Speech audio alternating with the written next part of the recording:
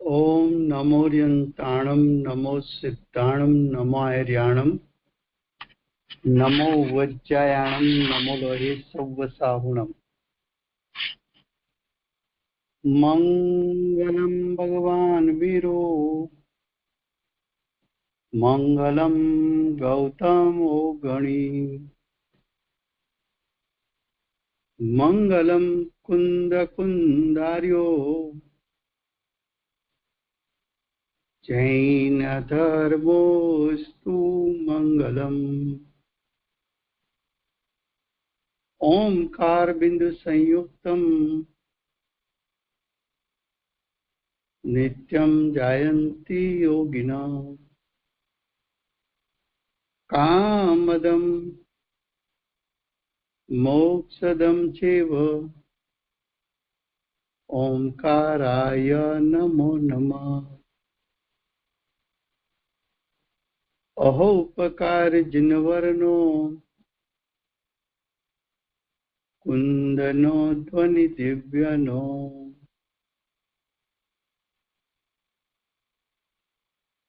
जेन कुंदध्वनियाप्या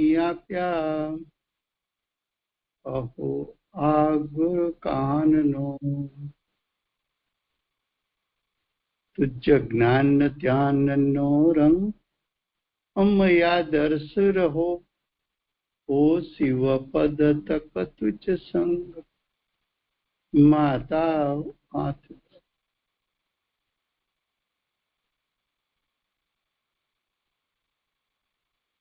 ये प्रवचन सार नाम का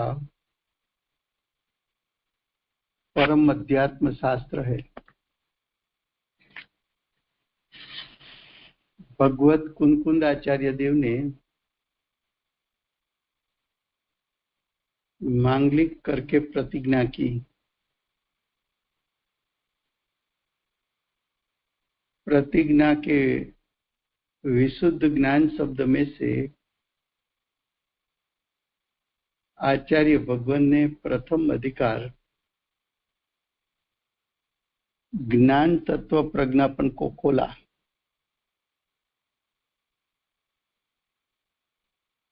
ज्ञान तत्व प्रज्ञापन में सदुपयोगी जीव को सदुपयोग के फल में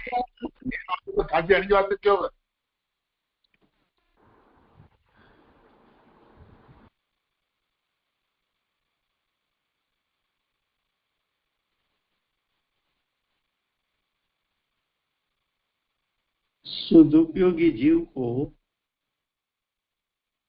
सदुपयोग के फल में क्षायिक ज्ञान और क्षायिक सुख प्रकटता है। तो आचार्य भगवान ने ज्ञान तत्व प्रज्ञापन में प्रथम सदुपयोग का वर्णन किया। उसके बाद ज्ञान यानी क्षायिक ज्ञान का वर्णन किया। तो ज्ञान अधिकार चलता है गाथा 38। उसका हेडिंग है अब का अर्थ है कि अगली गाथा में हमने ये सिद्ध किया है कि भूत वर्तमान भावी की सभी पर्याय वर्तमानवत पृथक पृथक ज्ञान में जानने में आती है। ये बात हम अगली गाथा में सिद्ध कर चुके हैं। अब अविद्यमान पर्यायों भी अविद्यमान पर्याय अविद्यमान पर्याय का अर्थ है असद्भूत पर्याय, भूत भावी की पर्याय।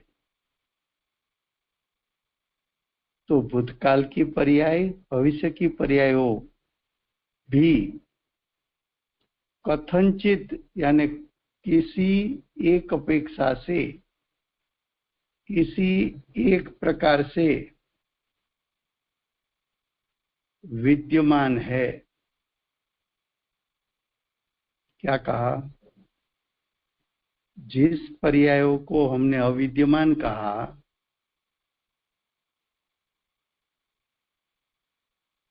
जिस पर्याय साक्षात प्रकट रूप नहीं है,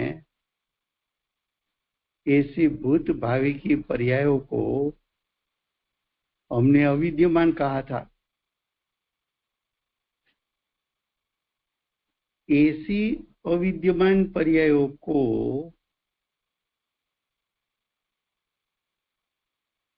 किसी अपेक्षा से, किसी एक अपेक्षा से, किसी एक प्रकार से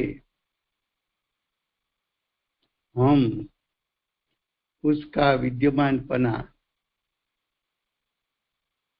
इस गाथा में सिद्ध करेंगे।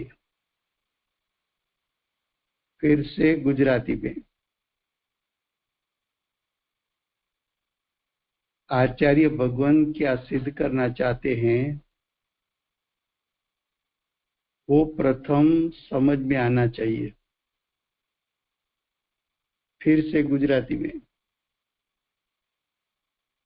आचार्य भगवंते कह્યું કે પૂર્વની ગાથામાં ભૂત વર્તમાન પર્યાય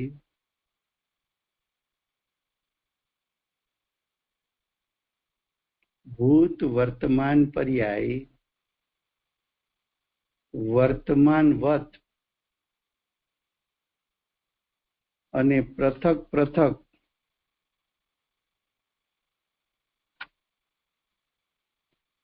વર્તમાનવત અને પૃથક પૃથક જ્ઞાનમાં જાણવામાં આવે છે। એ વાત અમે પૂર્વગાથામાં સિદ્ધ કરી છે। પૂર્વગાથામાં મેં એમ કહું છું કે ભૂતકાળની પર્યાય અવિદ્યમાન છે, ભવિષ્યની પર્યાયો પણ અવિદ્યમાન છે। હવે અમે અન્ય અપેક્ષાથી એવું સિદ્ધ કરીએ છીએ કે અવિદ્યમાન પર્યાયો પણ કોઈ એક અપેક્ષાએ વિદ્યમાન છે। શું સિદ્ધ કરવું છે? જેને અમે અવિદ્યમાન પર્યાય કહી છે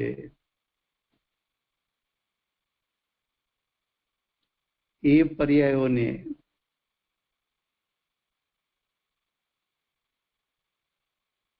અમારે બીજી કોઈ અપેક્ષાએ વિદ્યમાન સિદ્ધ કરવી છે।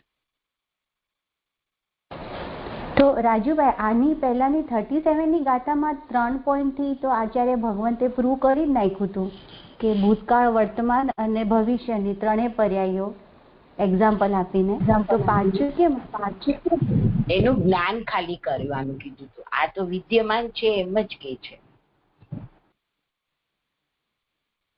એ પછી ઉત્તર આવશે ને એટલે સમજાઈ જશે। ઓકે, હા। तो गाथा 38 उसके शब्द है जे पर्यायो अणजात छे वળી जन्मीने प्रविनष्ट जे ते सौ असद्भुत पर्यायो पण ज्ञानमा प्रत्यक्ष छे। अन्वयार्थ, जिस पर्यायो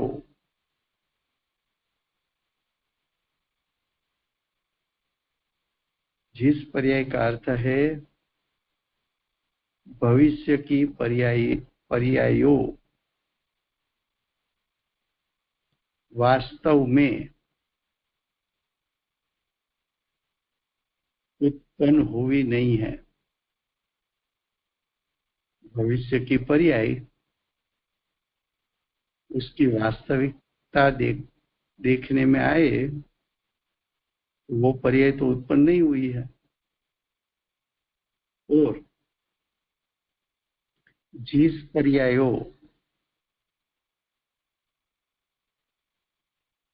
पर्यायों यानी भूतकाल की पर्याय वास्तव में उत्पन्न होकर नष्ट हो चुकी है, तो भविष्य की उत्पन्न नहीं है, इसलिए अविद्यमान।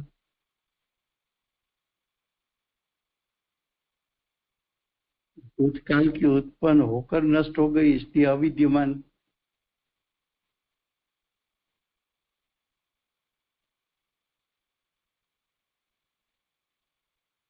तो क्या कहा आगे? वो यानी भूत और भावी की पर्याय, अविद्यमान पर्याय, वो पर्याय अविद्यमान है, फिर भी ज्ञान प्रत्यक्ष है।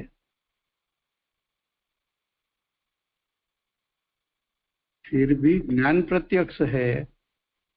उसमें क्या कहना चाहते हैं वो टीकाकार आचार्य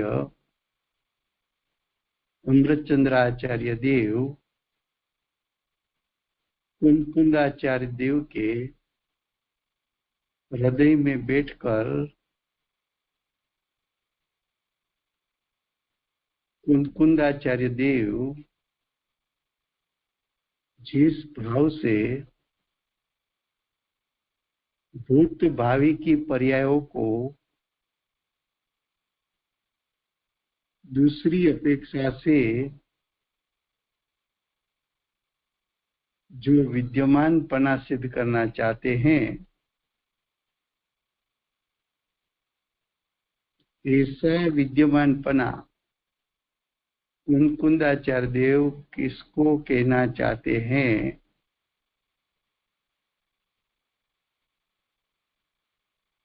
वो कुंकुंदाचार्य देव का भाव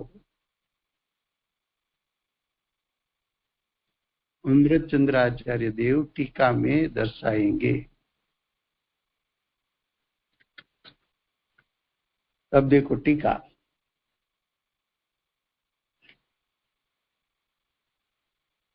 जिस पर्याय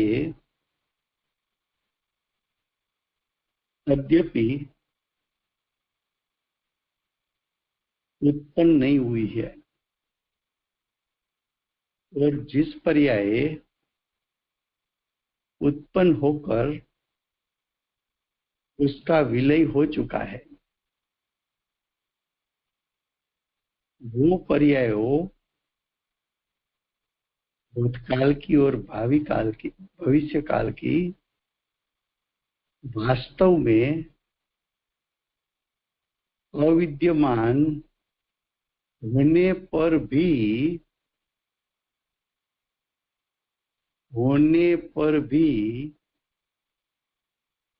ज्ञान प्रति यानी ज्ञान में नियत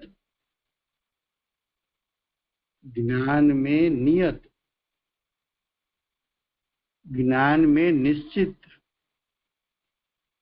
ज्ञान में स्थिर,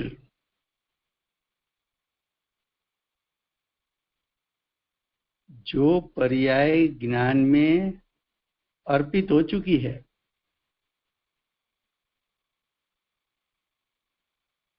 तो ऐसी अविद्यमान पर्याय ज्ञान में नियत होने से, ज्ञान में निश्चित होने से, ज्ञान में स्थिर होने से, ज्ञान में चिटकी हुई होने से, ज्ञान में सिद्धि जानने में आती है।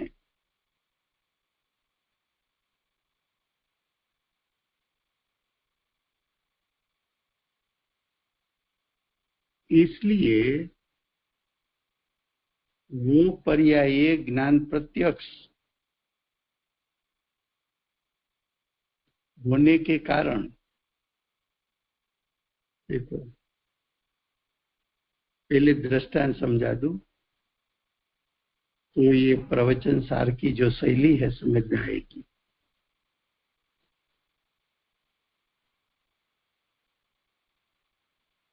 चित्रकार को आपने बोला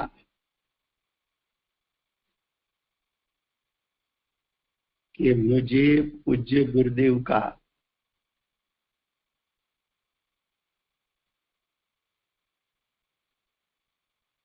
वर्तमान काल का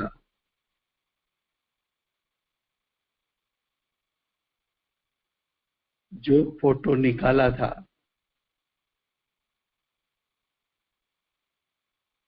वो फोटो दिखा के बताया कि हमारे गुरुदेव 20 साल पहले कैसे लगते थे और 20 साल के बाद कैसे लगेंगे, उसका आपको चित्र बना के मुझे दो। जैसा आपने बोला उसके साथ साथ ही चित्रकार के ज्ञान में वर्तमान चित्र, चित्रकार के ज्ञान में वर्तमान चित्र ज्ञान में चिटका हुआ है। भूतकाल का कैसा चित्र ड्रॉ करना है, वो चित्रकार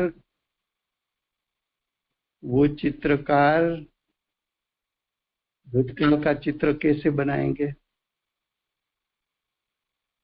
क्योंकि चित्रकार ने अपने ज्ञान में 20 साल पहले का चित्र अपने ज्ञान में खड़ा किया है। उसको देखकर 20 साल पुराना चित्र बनाएगा और 20 साल बाद का, क्योंकि चित्रकार के ज्ञान में 20 साल के बाद गुरुदेव कैसे लगेंगे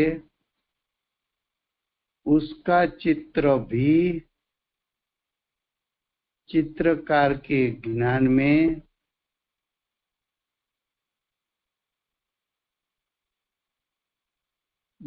है। तो चित्रकार के ज्ञान में एक साथ 3 चित्र है, वर्तमान चित्र, भूत का चित्र, भविष्य का चित्र। तीनों चित्र कहाँ है, तो कि तीनों चित्र चित्रकार के ज्ञान में खड़ा है, वर्तमान में खड़ा है।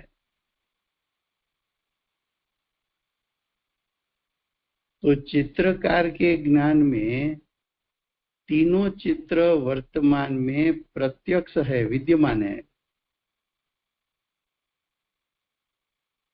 तो किसी एक अपेक्षा से गुरुदेव का भूत और भविष्य का चित्र विद्यमान नहीं है। क्यों कि गुरुदेव का भूतकाल की पर्याय चली गई और वो नष्ट हो गई। भविष्य की गुरुदेव की पर्याय आई नहीं, उत्पन्न ही नहीं हुई। फिर भी चित्रकार के ज्ञान में किसी को एक अपेक्षा से गुरुदेव का वर्तमान, गुरुदेव का भूतकाल और गुरुदेव का भविष्य काल, तीनों,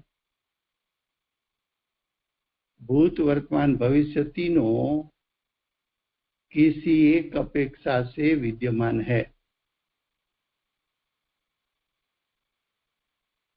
समझ में आता है?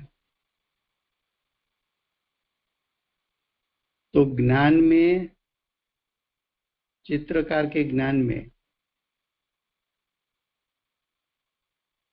भूत वर्तमान भावी तीनों चित्र,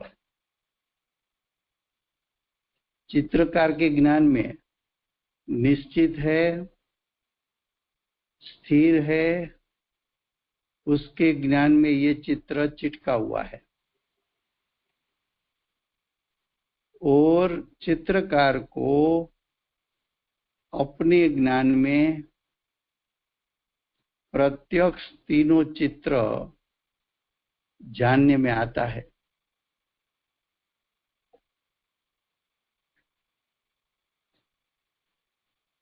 तो तीनों चित्र जो अपने ज्ञान में चिटका हुआ है, तीनों चित्र कैसा बनने वाला है, वो जो निश्चित उसके ज्ञान में है,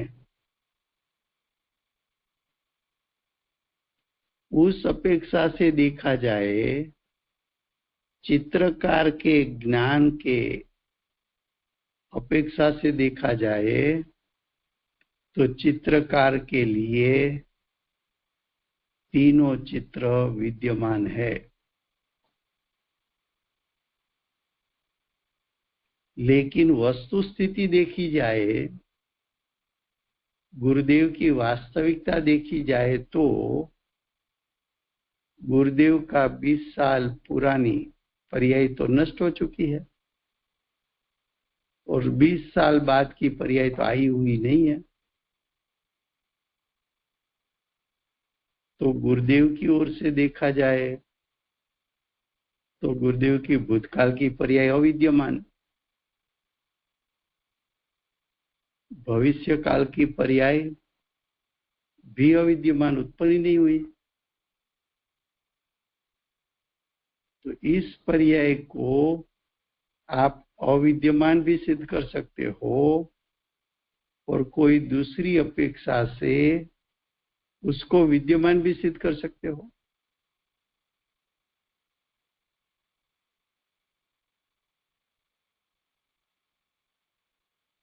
अब सिद्धांत से देखना।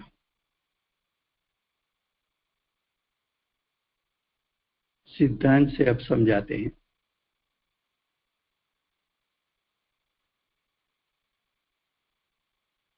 कि विश्व के सभी द्रव्यों में ज्ञेयत्व है।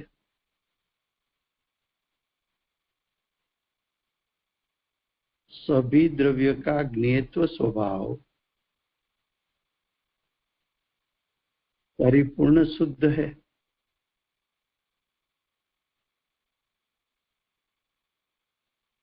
ज्ञेयत्व स्वभाव में से प्रकट होता हुआ परिणाम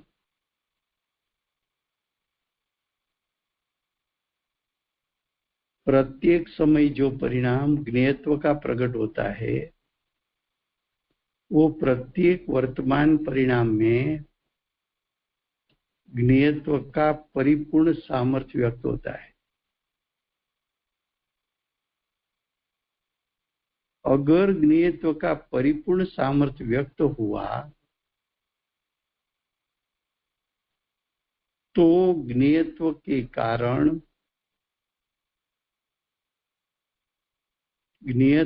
कारण प्रतिद्रव्यों का द्रव्य स्वभाव,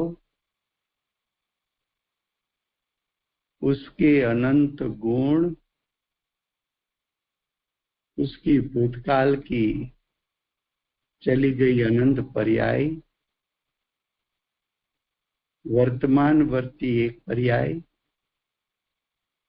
और भविष्य की होने वाली अनंत पर्याय।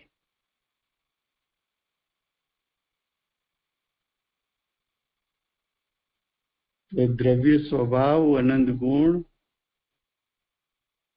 और अनादि से अनंत काल की अनंत पर्याय, सब कुछ ज्ञेयत्व ज्ञान को जनाता है।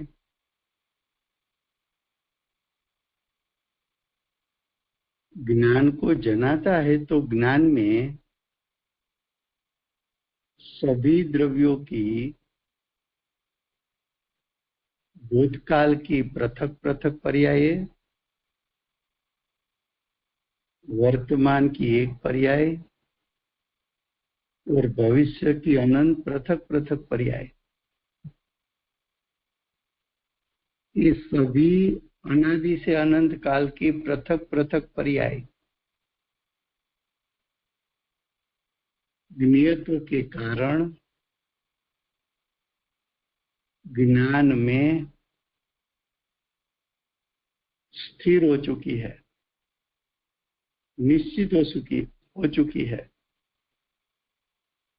ज्ञेयत्व का स्वरूप ज्ञान में चिटक गया है।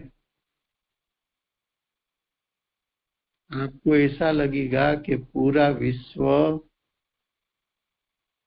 सर्वज्ञ की पर्याय में प्रवेश कर चुका है।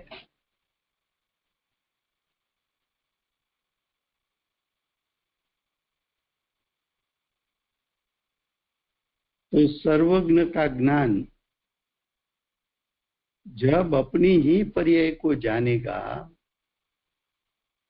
तो अपनी पर्याय में तो पूरे विश्व का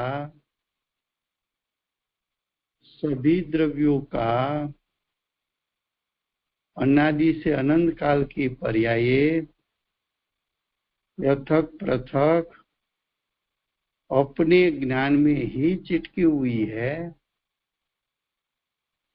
तो ज्ञान अपनी पर्याय को जानता है तब विश्व के सभी द्रव्यों का ज्ञेयत्व के कारण अपनी पर्याय में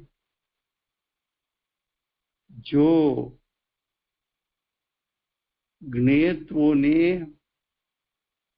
प्रत्येक द्रव्य का स्वरूप ज्ञान को अर्पित किया है, तो ज्ञान अपनी पर्याय को जानता है तब सहज रूप से विश्व के सभी द्रव्यों की अनादि से अनंत काल की पृथक पृथक पर्याय युगपद जान लेता है। तो ज्ञान के लिए भूत भावी की सभी पर्याय वर्तमान है। उसके लिए ज्ञान के लिए क्या है? वर्तमान है। उसके लिए वो पर्याय अविद्यमान नहीं है, विद्यमान है।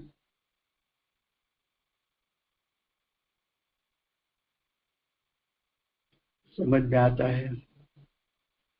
फिर से एक बार गुजराती में। एक एक शब्द की कीमत है। एक शब्द आगे पीछे हुआ तो आचार्य भगवान जो दिखाना चाहते हैं वो समझ में नहीं आएगा। फिर से गुजराती में।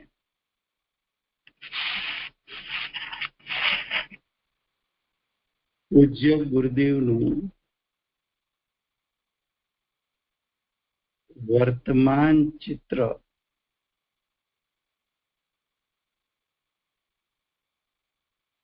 ચિત્રકારને બતાવ્યું. ચિત્રકારને કહ્યું કે અમારા ગુરુદેવ 20 વર્ષ પહેલા કેવા હતા એનું એક ચિત્ર બનાવો, વર્તમાન ચિત્ર બનાવો અને 20 વર્ષ પછીનું ભવિષ્યનું ચિત્ર બનાવો.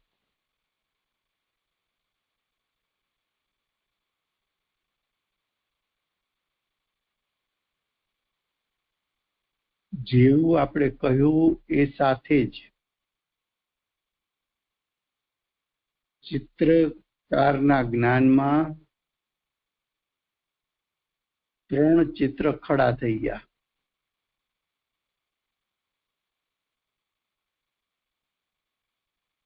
ચિત્રકારના જ્ઞાનમાં, ચિત્રકારની કલ્પનામાં 20 વર્ષ પહેલાનું ગુરુદેવનું ચિત્ર પોતાના જ્ઞાનમાં ઝળકવા લાગ્યું. વર્તમાન ચિત્ર ઝળકવા લાગ્યું. ભવિષ્યનું ચિત્ર ઝળકવા લાગ્યું. ચિત્રકાર જ્યારે ચિત્ર દોરશે ત્યારે પોતાના જ્ઞાનમાં ઝળકેલું ચિત્ર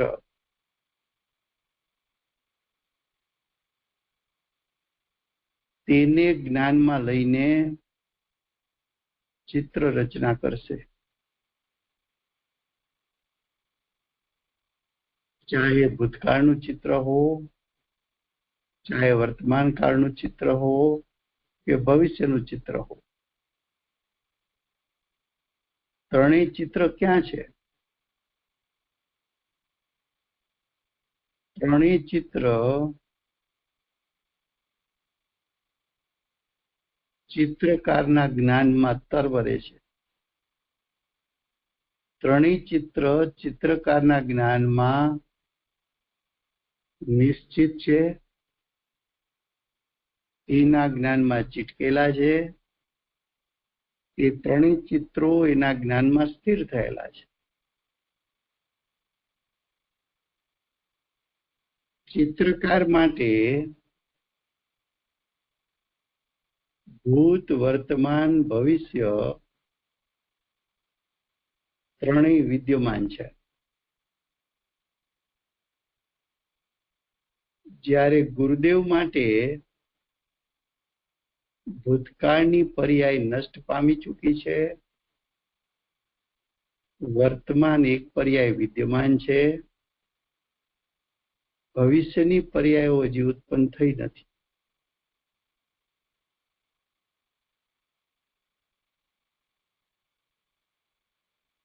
પણ ચિત્રકાર માટે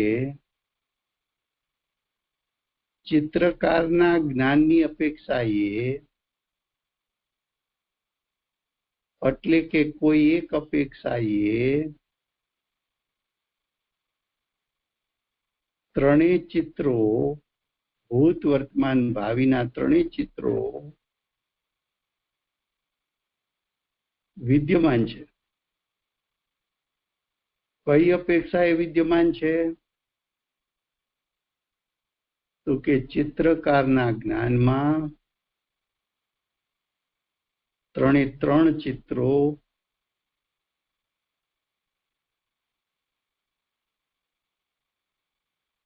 ખડા થયેલા છે, ચિત્રાયેલા છે. એ ચિત્ર ચિત્રકારના જ્ઞાનમાં ચિત્રાઈ ગયું છે, કોડાઈ ગયું છે, અંદર દટાઈ ગયું છે, એમાં પ્રવેશી ગયું છે. એ ચિત્ર નિશ્ચિત છે. એ ચિત્ર સ્થિર છે એના જ્ઞાનમાં. એ અપેક્ષાએ ગુરુદેવની પર્યાય ભૂત, વર્તમાન, ભાવિ ત્રણેય વિદ્યમાન છે.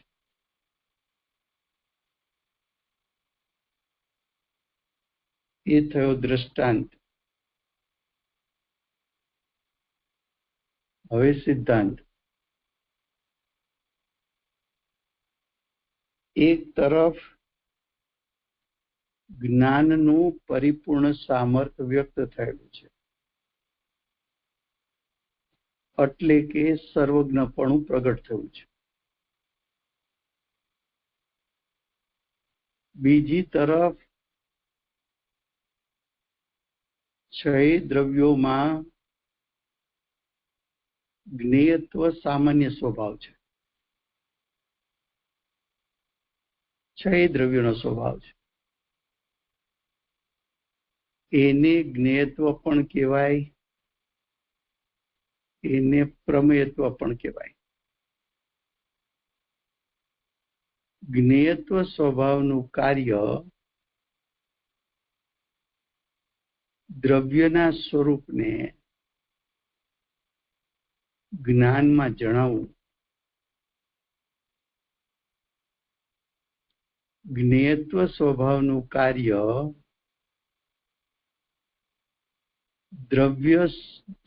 દ્રવ્યનું જેવું સ્વરૂપ છે એવું સ્વરૂપ જ્ઞાનને જણાવવું.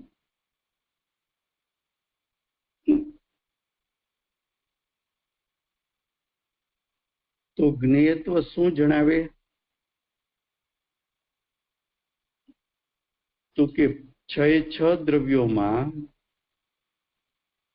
અનંત આનંદ દ્રવ્યોમાં જ્ઞેયત્વ હોવાથી, એટલે કે પ્રમેયત્વ હોવાથી પ્રત્યેક દ્રવ્ય પોતાનો દ્રવ્ય સ્વભાવ, પોતાના અનંત ગુણો, પોતાની અનાદિથી અનંત કાળની અનંતી પૃથક પૃથક પર્યાયો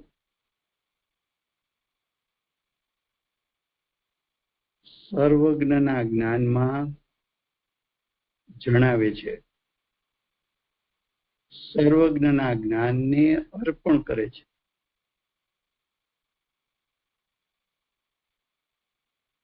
જ્ઞેયત્વ શક્તિએ પોતાનું સ્વરૂપ, પોતાના દ્રવ્યનું પરિપૂર્ણ સ્વરૂપ, પરિપૂર્ણ સ્વરૂપ કહેતા દ્રવ્ય સ્વભાવ, અનંત ગુણો, અનાદિથી અનંત કાળની પ્રત્યેક પર્યાયો પૃથક પૃથક જ્ઞાનને જણાવી.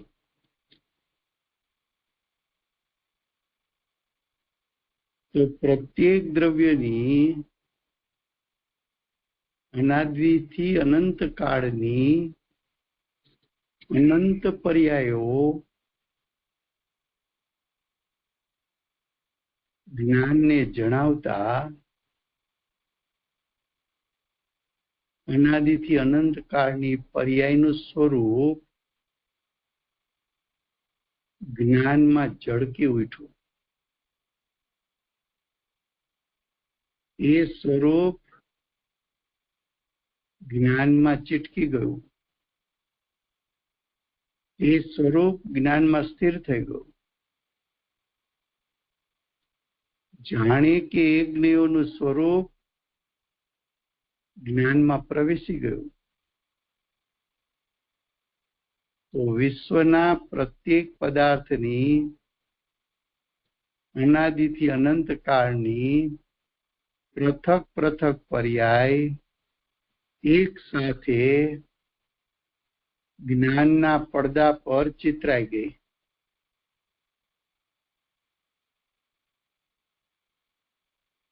જ્ઞાન પોતાની પર્યાયને જાણવા જતા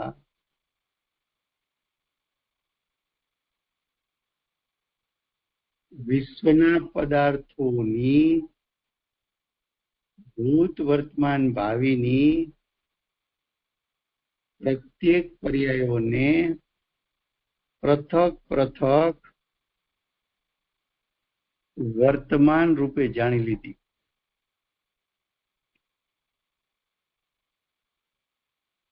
તો જ્ઞાન પોતાની પર્યાયને જાણે એ અપેક્ષાએ વિશ્વના બધા પદાર્થોની અનાદિથી અનંત કાળની પૃથક પૃથક પર્યાયો જ્ઞાન માટે વિદ્યમાન છે. આમાં ન સમજાય એવું શું છે? સહેલું, શાંતિથી વિચારે. આમાં ન સમજાય એવું તો કઈ છે નહીં. રાજુભાઈ, છેલ્લું એક કોને કે જ્ઞાન પોતાની જ ગુણની પર્યાયને જાણે, એમાં શું કીધું? જ્ઞાન પોતાની પર્યાયને જાણે છે ત્યારે વિશ્વના બધા દ્રવ્યોની બધી પર્યાયો એ દ્રવ્યના જ્ઞેયત્વને કારણે એમણે જ્ઞાનમાં ઝલકાવેલી છે, પ્રતિબિંબિત કરેલી છે.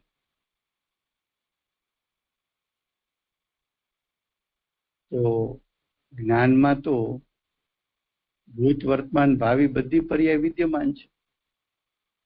વર્તમાનમાં એક સમયમાં.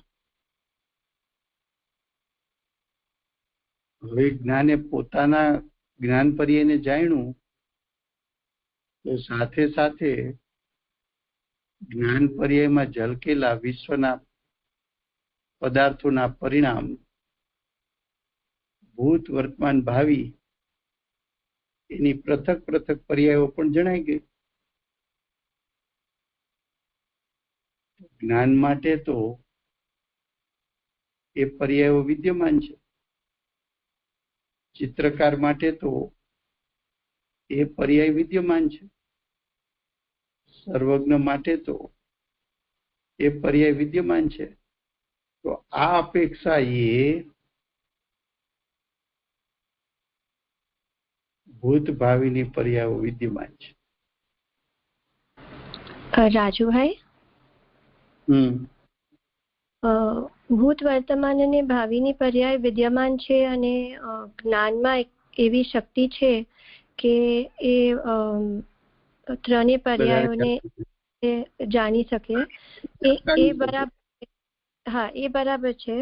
પણ જે જ્ઞેયત્વ શક્તિ છે, એટલે જે પ્રમેયત્વ ગુણ છે, એ આપણને કેવી રીતના ખબર કે પર પાસે એવી શક્તિ છે કે એ ભૂત, વર્તમાન અને ભવિષ્યની પર્યાયોને ઝલકાવી શકે? એવી એનામાં શક્તિ છે, કેવી રીતના ખબર? એટલે જ્ઞાનમાં શક્તિ છે, ખબર છે. હવે પ્રશ્ન શું છે કે જ્ઞાનનું સર્વજ્ઞપણું પ્રગટ થયું તો જ્ઞાન પરિપૂર્ણ ખીલવટ પામેલું છે અને એ ત્રણ કાળ, ત્રણ લોકને જાણી શકે એ અમને ખ્યાલમાં છે. પણ તમે પ્રમેયત્વ ગુણનો આટલો બધો મહિમા કરો તો અમને કેમ ખબર પડે?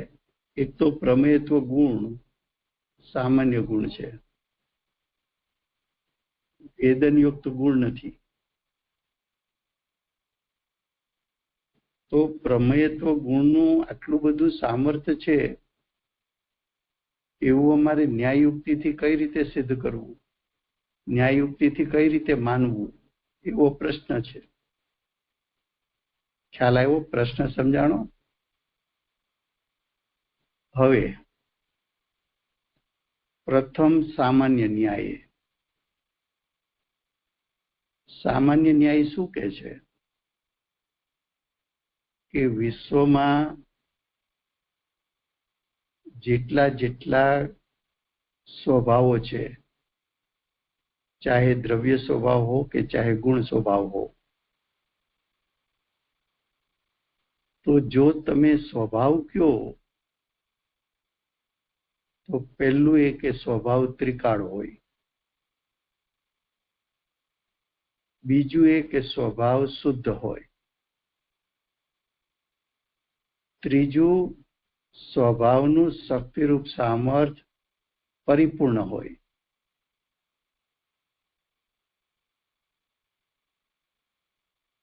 ચોથું, જો એનામાં પરિપૂર્ણ સામર્થ્ય હોય તો એ પરિપૂર્ણ સામર્થ્યને પર્યાયમાં વ્યક્ત પણ કરી શકે. 4 પોઈન્ટ ખ્યાલમાં આવ્યા. નંબર 1 કે કોઈ પણ સ્વભાવ હોય, કોઈ પણ ગુણ હોય, એ ત્રિકાળ હોય.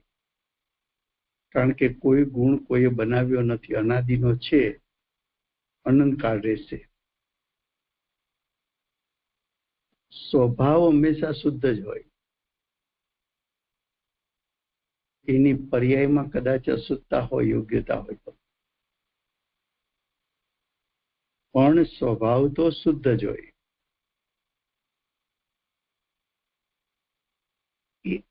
એ સ્વભાવનું સામર્થ્ય, તો કે એનું સામર્થ્ય હંમેશા પરિપૂર્ણ જ હોય. ઓછું વધતું પર્યાયમાં વ્યક્ત થાય એ વાત અલગ છે. એનામાં શક્તિરૂપ સામર્થ્ય કેટલું છે? તો કે અનંતું છે, પરિપૂર્ણ છે. આપણે જીવ તરીકે ભલે સંસારમાં હોઈએ, પણ આપણામાં સિદ્ધ થવાનું શક્તિરૂપ સામર્થ્ય પરિપૂર્ણ છે. એમ દરેક ગુણમાં એનો જે કહી શકાય એવો સ્વભાવ છે એ પરિપૂર્ણ સામર્થ્ય વાળો છે. ચોથી વાત કે ગુણમાં રહેલો પરિપૂર્ણ સ્વભાવ, ગુણનું પરિપૂર્ણ સામર્થ્ય એ વ્યક્ત થાય તો ક્યાં થાય? તો કે પોતાની પર્યાયમાં વ્યક્ત થાય. હવે આ 4 વાત પ્રમેયત્વ ગુણને લાગુ પડો. તો કે પ્રમેયત્વ ગુણ ત્રિકાળ છે. સ્વભાવથી શુદ્ધ છે. એનો સ્વભાવ જણાવવું છે. જણાવવા પણ એનું શક્તિરૂપ સામર્થ્ય કેટલું હોવું જોઈએ? તો કે એનું શક્તિરૂપ સામર્થ્ય પરિપૂર્ણ હોવું જોઈએ, અનંતું હોવું જોઈએ. હવે જો એનું સામર્થ્ય પરિપૂર્ણ હોય અને પ્રતિ સમય પોતાની પર્યાયમાં જો એ પરિપૂર્ણ સામર્થ્ય વ્યક્ત કરતું હોય તો પ્રમેયત્વ ગુણ કેટલું જણાવે? તો કે દ્રવ્યોમાં જે કાંઈ છે બધું જણાવી દે. તો કે જે કાંઈ છે તો એનામાં શું છે? તો કે દ્રવ્ય સ્વભાવ છે, અનંત ગુણો છે, ને અનાદિથી અનંતકાળની પર્યાયનો ઇતિહાસ છે. હવે જો પ્રમેયત્વ ગુણ આમાંથી કઈ અપૂર્ણ જણાવે તો પ્રમેયત્વ ગુણ સિદ્ધાંતથી જે પરિપૂર્ણ હોવો જોઈએ એની સિદ્ધિ રહેતી નથી. અને અપૂર્ણ સ્વભાવ હોય તો એ 3 કાળ ટકી શકે કે ન ટકી શકે? તો કે અપૂર્ણ સ્વભાવ 3 કાળ ટકી ન શકે. તો એને નાશનો પ્રસંગ આવે. એક ગુણને નાશનો પ્રસંગ આવે તો બીજા ગુણોને પણ નાશનો પ્રસંગ આવી શકે. તો દ્રવ્યને નાશનો પ્રસંગ આવે. એક દ્રવ્યને નાશનો પ્રસંગ આવે તો વિશ્વના અનંત દ્રવ્યો અથવા જાતિ અપેક્ષાના 6 દ્રવ્યો એની નાશનો પ્રસંગ આવે. તો કે એવું તો અનાદિથી વર્તમાન કાળ સુધીમાં જોવા મળતું નથી.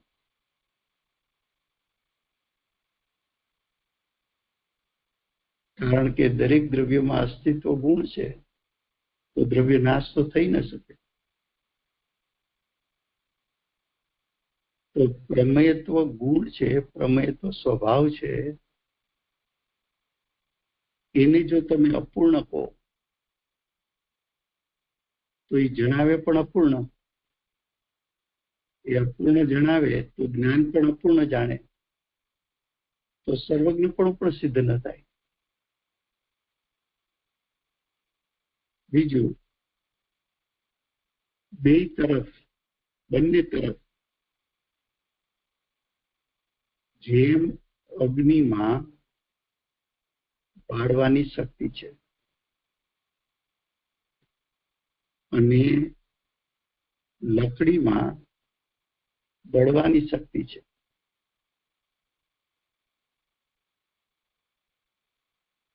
તમે અગ્નિ બાળો છો એમ ન કહી શકો. તમે એમ કહી શકો કે અગ્નિ બળવા લાયક પદાર્થને બાળે છે. તો તમે બેયની શક્તિને સ્વીકારી. એમ જ્ઞાન જણાવે છે એમ તમે સ્વીકાર કરો. જ્ઞાન પરિપૂર્ણ જાણે છે એમ સ્વીકાર કરો અને જ્ઞેયો અપૂર્ણ જણાવે છે એમ કહો. જો એ અપૂર્ણ જણાવે તો જ્ઞાન પૂર્ણ જાણે કેમ? તો કે એ પણ ન્યાયયુક્તિથી સિદ્ધ થઈ શકે નહીં. જો તમે જ્ઞાન સ્વભાવને પરિપૂર્ણ સ્વીકારો તો જ્ઞેયત્વ સ્વભાવને પણ પરિપૂર્ણ સ્વીકારવો પડે. ખ્યાલ આવે છે?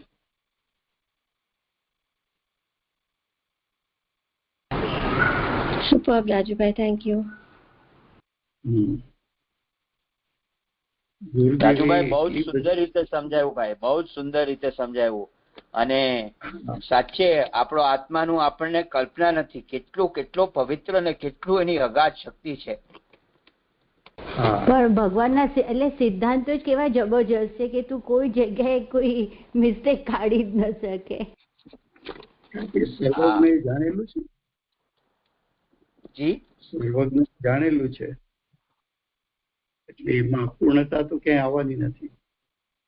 બીજું, સર્વજ્ઞ જાણ્યું, રાગ દ્વેષ રહિત જાણ્યું, એટલે કોઈની તરફેણ કરવી છે અને કોઈની અગેન્સ્ટમાં કઈ કેવું છે એવું તો છે નહીં. કઈ જેવું છે એવું સ્વરૂપ બતાવવું છે. બહુ સરસ, બહુ સરસ, બહુ જ સુંદર ભાઈ, બહુ જ સુંદર ભાઈ, થેન્ક યુ. ગુરુદેવે એટલી બધી ચોખવટ કરી છે. એક ગુરુદેવની જે સ્તુતિ છે ને એમાં પંડિતજીએ એક શબ્દ લખ્યો છે, અભિનવ.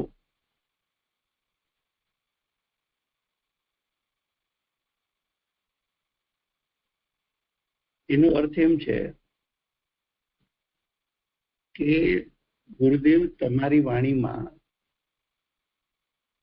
નવા ભાવ રોજ એમ લાગે આ નવું છે.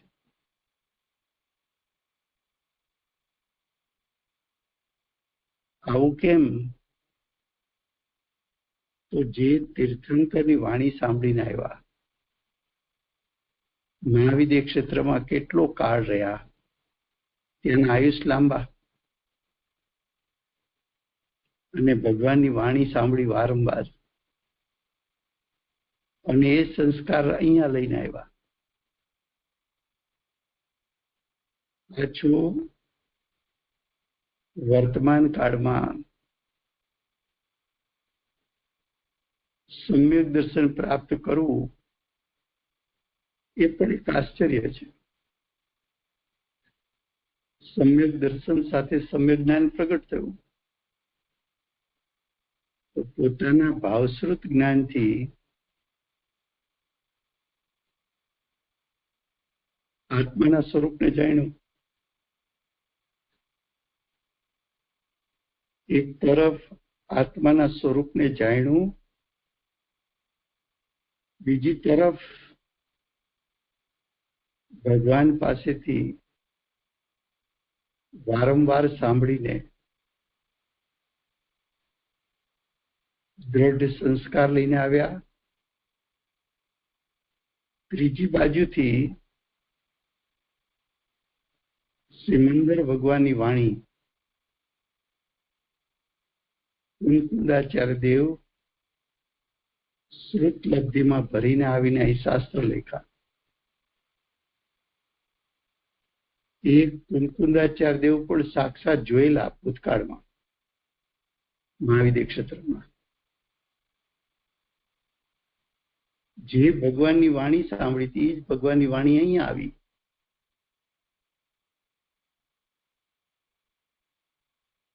આઠ ક્ષોભસમ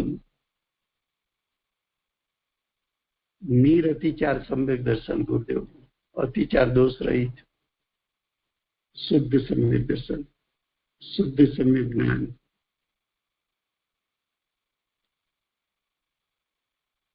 ગુરુદેવની વાત અનુભવમાંથી ઉઠી, સિમંદર ભગવાનના સંસ્કારમાંથી ઉઠી, કુંકુદાચાર્ય દેવના શાસ્ત્રના નિમિત્તપણાથી ઉઠી,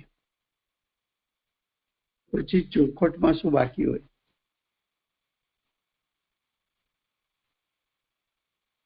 ગુરુદેવે એટલી બધી ચોખવટો કરી, એટલી બધી. પંડિતજી તો એમ જ કે સમયસારનો અભ્યાસ કરવો હોય તો પહેલા પ્રવચન સારનો અભ્યાસ કરવો, પછી સમયસારનો કરવો.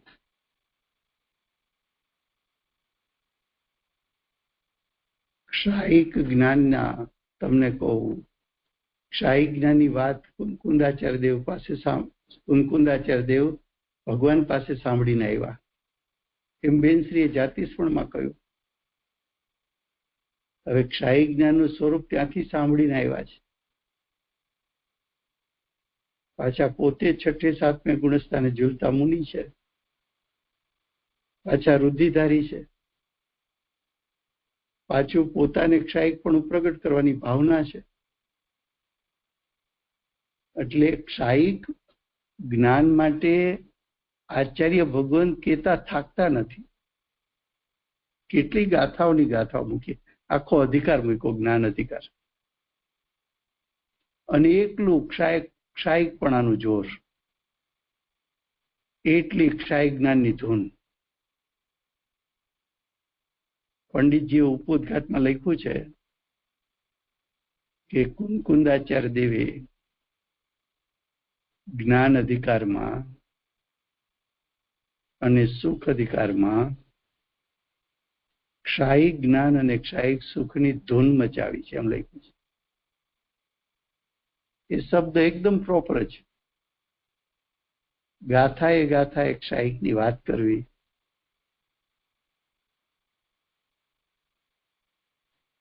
એ જ બતાવે છે કે ક્ષાયિકની વાત ત્યાંથી સાંભળીને આવ્યા છે. એમ જે બેનશ્રી જાતિસ્મરણ દ્વારા કહે છે, તો એ જાતિસ્મરણ જ્ઞાન પણ સત્ય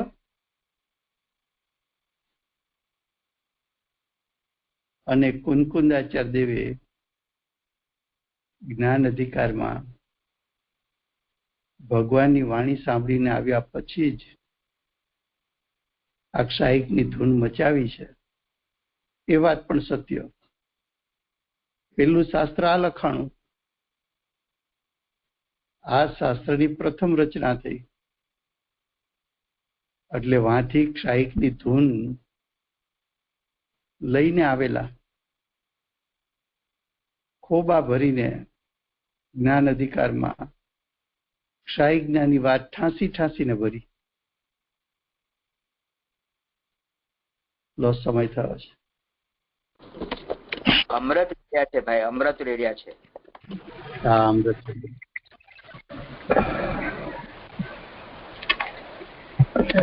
પંચમકાળ હેમલ જય હો બોલાવો. પરોપકારી પરમ પૂજ્ય સદગુરુ જય હો. જય માતનો જય હો.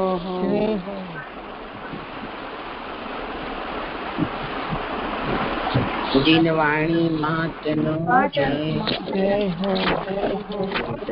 સત્ય સનાતન દિગંબર જૈન ધર્મનો જય હો. સ્વર્ણપુરી તીર્થધામ જય હો. જય હો.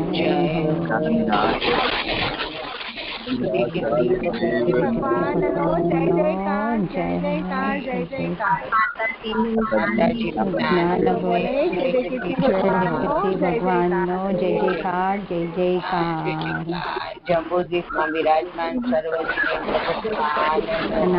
ભગવંતોનો જય હો. બાહુબલીનું નિરાજનો જય હો. જય હો. જય જીનેન્દ્રપુરી તીર્થધામનો જય હો. Thank you Rajubhai. જય જીનેન્દ્ર. જય જીનેન્દ્ર.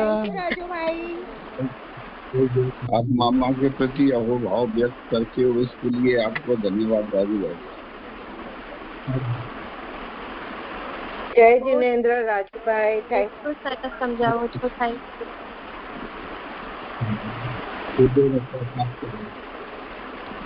હાજી રાજુભાઈ, આ આપણા માટે તો આપણે કહીએ કે આ કલયુગ છે એમ છે જ નહીં, કારણ કે ગુરુદેવ આવ્યા, માતાજી આવ્યા, એટલે આપણી માટે તો એકદમ જ પ્રેશિયસ અને કઈ છે બધું ગુરુદેવ માતાજીનું છે. થોડું મોટું શાસન આપ અને ગુરુદેવનું શું છે કે તીર્થંકરનું દ્રવ્ય ને એના પુણ્ય એવા. ગુરુદેવનું શાસન ગોઠવવા માટે કોઈ પ્લાનિંગ કરવામાં નથી આવ્યું, સહજ ગોઠવું. જેટલા પ્લાનિંગ કરીએ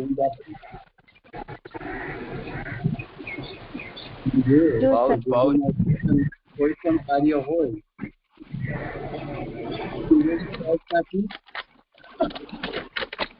કાર્ય થઈ જાય.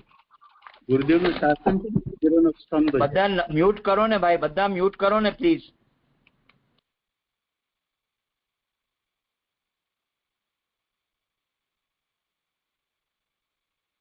ગુરુદેવનું શાસન છે એ વજ્રનો સ્તંભ છે. વજ્રનો સ્તંભ છે એને હલાવી ન શકાય. બીજું, જ્ઞાનીનો નિશ્ચય સાથેનો વ્યવહાર, એ વ્યવહાર કરવો પડે એમ ના હોય, સહજ ઉત્પન્ન થાય. તો ગુરુદેવના પુણ્યનો પ્રતાપ એવો હોય કે બધી વસ્તુ શાસનમાં એની મેળે ગોઠવાઈ જાય. તમે જુઓ તો આવા શાસ્ત્રો બધી જગ્યાએથી મળી આવ્યા, શાસ્ત્રોના ભાષાંતર કરનારા મળી આવ્યા, જીન મંદિરોની રચના કરવા ડિઝાઇનો બનાવનારા મળી આવ્યા, ટ્રસ્ટ બનાવનાર એવા મળી આવ્યા, આ રચના માટે ધન સંપત્તિ આપનારા મળી આવ્યા. અને ક્યાંય ગુરુદેવે એમ નથી કહ્યું તમે આ કરો. લોકો પોતાની ભાવના લઈને આવે,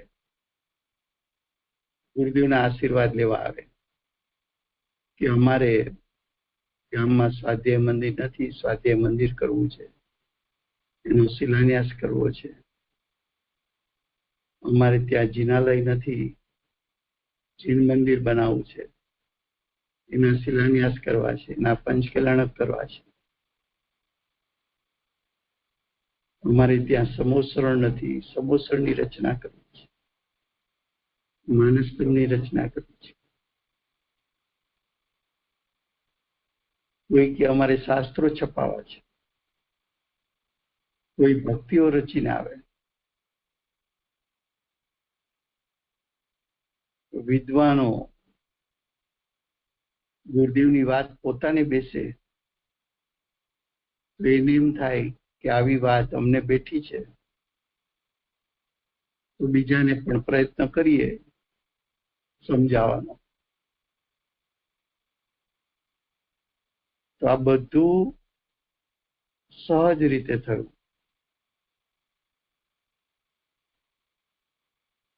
કારણ કે તીર્થંકરનું પુણ્ય છે.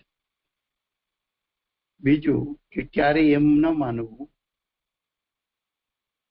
કે અમે કઈ સંસ્થાનું કરીએ છીએ. શાસન તારી ઉપર ઉપકાર કરે કે તું શાસન ઉપર ઉપકાર કરે, એટલું તો વિચાર કરી વિવેક રાખી અને વિચારવું જોઈએ કે શાસન નું તારા ઉપર ઉપકાર છે અને તીર્થંકરના ગણધરના પુણ્ય હોય ત્યાં તારા અજ્ઞાનીના પુણ્ય શું કામ આવે? તો શું કરી શક શાસન? શાસનમાં કદાચ તું દાન આદિ કરે કે શાસનનું કોઈ કાર્ય કરે તો તારે એમ વિચારવું જોઈએ કે શાસનની મને ભક્તિ કરવાનો મોકો મળ્યો, શાસને મને આ લાભ આપ્યો,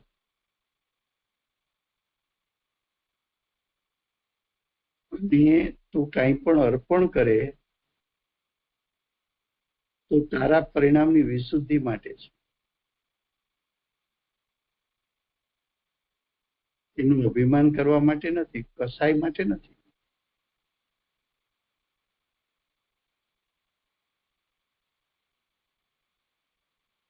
વર્તમાન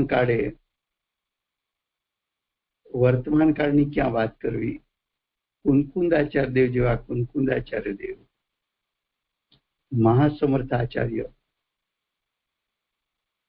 એની ઉપસ્થિતિમાં 363 પાખંડ મત અને ત્યારે પણ શ્વેતાંબર મત ઉત્પન્ન થઈ ગયેલો. તો આચાર્ય ભગવંતે અષ્ટપાહુડમાં દરેક પાહુડમાં કંઈક ને કંઈક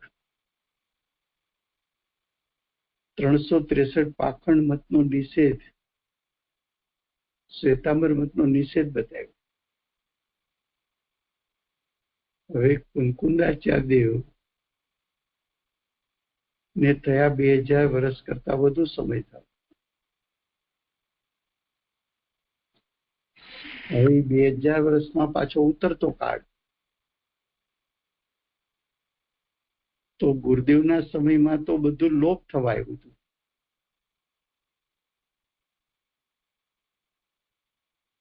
પણ ગુરુદેવ પૂર્વ ભવે, ગુરુદેવ ને માતાજી બંને પૂર્વ ભવે જે આરાધના કરી અને કુનકુંદાચાર્ય દેવ પ્રત્યે એમને જે બંનેને બહુમાન ત્યાં મહાવિદ્ય ક્ષેત્રમાં આવ્યું, એના ફળ સ્વરૂપે ગુરુદેવને માતાજીને અહીંયા પંચ પરમાગમ આદિ શાસ્ત્રોનો યોગ થયો. ગુરુદેવની પરિણતિ પલટાણી, ગુરુદેવને કારણે માતાજીની પરિણતિ પલટાણી.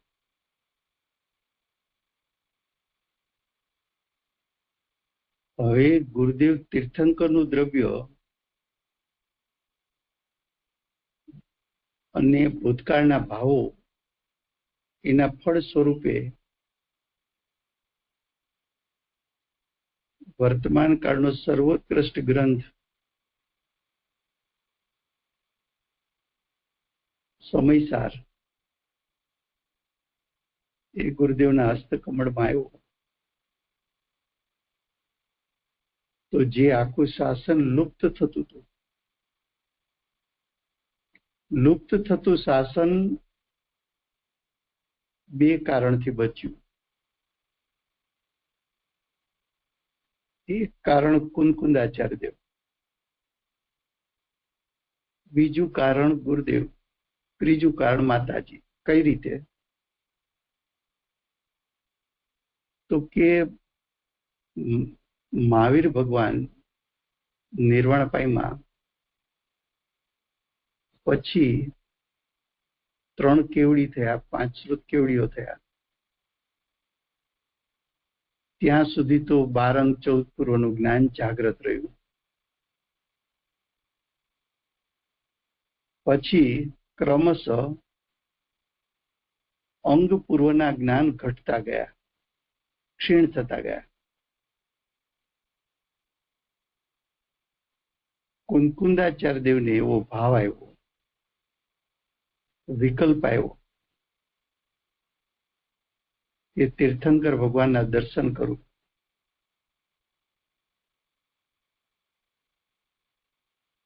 રુદ્ધિધારી આચાર્ય હતા તો ભગવાનના દર્શન કરીને અહીંયા આવ્યા. પછી એમને એમ થયું કે જીવોના ક્ષયોક્ષમ ઘટતા જાય છે. હવે તો એક અંગ પૂર્વના જાણકાર પણ ન રહ્યા. 12 અંગ પૂર્વમાંથી એક અંગ પૂર્વનું જાણકાર પણ કોઈ ન રહ્યું. એમને કારણે કુંદકુંદાચાર્ય દેવે શાસ્ત્ર રચના કરી. એમ કહેવાય છે કે 84 પાહોની રચના કરી છે, પણ વર્તમાનમાં સમયસાર, પ્રવચનસાર, પંચાસ્તિકા અને નિયમસાર અને અષ્ટપાહુ આટલું વિદ્યમાન રહ્યું. એક કુંદકુંદાચાર્ય દેવે શાસ્ત્ર રચના કરી એટલે મહાવીર ભગવાનની વાણીનો પ્રવાહ, સિમંદર ભગવાનની વાણીનો પ્રવાહ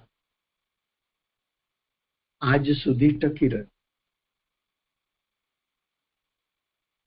હવે કુંદકુંદાચાર્ય દેવનો ઉપદેશ પણ લુપ્ત થવાની તૈયારીમાં હતો.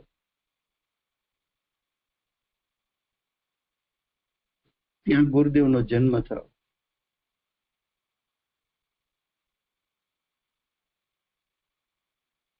પૂર્વ સંસ્કારના જોરે ગુરુદેવે પોતાનું ઉપાદાન પકાવ્યું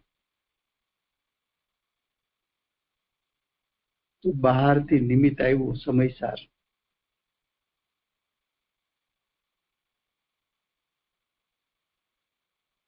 તો ગુરુદેવે ફરી પાછું સતનું શાસન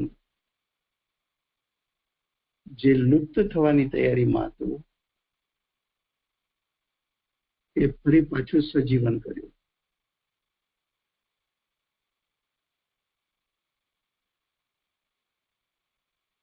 હવે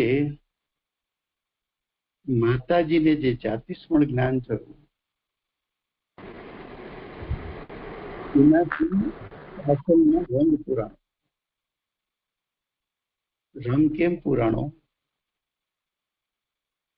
કે કુંદકુંદાચાર્ય દેવ મહાવિદ્ય ક્ષેત્રમાં ગયા હતા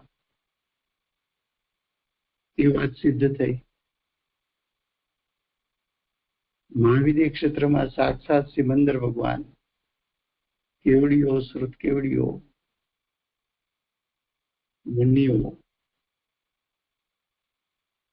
શ્રાવકો, સમ્યક દ્રષ્ટિઓ એની ઉપસ્થિતિ મહાવિદ્ય ક્ષેત્રમાં છે એ સિદ્ધ થયું. કુંદકુંદાચાર્ય દેવ ત્યાં વાત ભગવાન પાસે સાંભળીને આવ્યા છે એ સિદ્ધ થયું. કુંદકુંદાચાર્ય દેવે ત્યાં આવીને પછી ભરત ક્ષેત્રમાં શાસ્ત્ર રચના કરી છે એ સિદ્ધ થયું. ગુરુદેવ અને પોતે મહાવિદ્ય ક્ષેત્રમાં હતા એ સિદ્ધ થયું. અને આપણા ગુરુદેવ તીર્થંકરનું દ્રવ્ય છે કે બેન શ્રી ગણધરનું દ્રવ્ય છે એ સિદ્ધ થયું. ગુરુદેવ માતાજી કયા ભવે મોક્ષે જશે એ સિદ્ધ થયું. એટલે બેનશ્રીએ પણ શાસનમાં રંગ પૂરી દીધો. ગુરુદેવની ઉપસ્થિતિ એટલે બેનશ્રીને બહાર આવવાનો ભાવ નહીં, કારણ કે પોતાના જ્ઞાનમાં કે આ ગુરુ તો ભવિષ્યના તીર્થંકર છે, તો 3 કાળ 3 લોકના જીવો તીર્થંકરને વંદે, તો એનાથી અધિક અમે ક્યાં હોઈએ. એટલે પોતાની અધિકતા ક્યારે પણ પોતે બહાર ન લાવ્યા.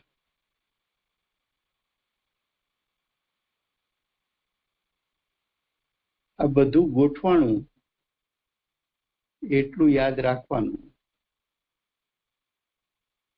કદાચ આપણે આપણા શહેરોમાં મંદિરો બનાવ્યા હોય કે જીન પ્રતિમાઓ સ્થાપિત કરી હોય કે શાસ્ત્રો છપાવ્યા હોય કે કોઈ મહોત્સવ સંભાળીને પાર પાડ્યા હોય, તો પણ કોઈ દિવસ એમ વિચારવું નહીં કે આ મેં કર્યું છે.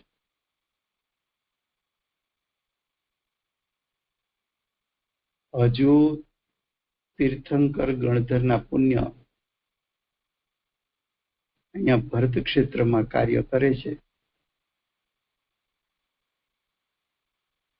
એમ સમજી વિવેક રાખી કર્તા બુદ્ધિ ન ઘૂંટવી અને આ બધો પ્રતાપ તીર્થંકર ગણધરના પુણ્યનો છે એવો ભાવ રાખ. બહુ જ સરસ રાજુ. વાવ રાજુભાઈ, થેન્ક યુ. પણ મારે એક જ ચીજ કહેવી હતી રાજુભાઈ, કે ગુરુદેવ આમ બહુ જ નીડર હતા અને બહુ જ સ્ટ્રોંગ હતા, પણ કરુણા કોઈ બી વાર કોઈને સમજ તત્વ માટે બહુ જ એમને કરુણા હતા, એમના પાત્ર માટે બહુ જ વજ્રદપી કરુણાણી મૃદુની કસ્માદપી, બહુ જ કરુણા હતા માટે. બધા સમય धन्यवाद राजू भाई, आप गुरुदेव माता जी के विषय में भी बहुत भावपूर्वक बोले. અને તમે જેમ કીધું મામાશ્રીએ બી એમનો પાઠ ભજવ્યો. આ જો નહીં એમને જો ટ્રાન્સલેશન નહીં કર્યું હોતે તો આઈ ડોન્ટ નો, અમારા તો કોઈ દાડો સમજી નહીં શકતે. પેલું જ નથી, ચાલ જ નથી. હા, माता जी ने औरा आदर साथ माथी कहा है मामा को. માતાજી મારા ભાઈ તો રત્ન જેવા છે, આખા દુનિયામાં એમના જેવું કોઈ નહીં.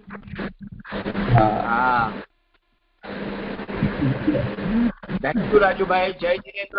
Thank you. જય Jinendra. Thank you Rajubhai. Thank you so much. જય Jinendra. Thank you so much.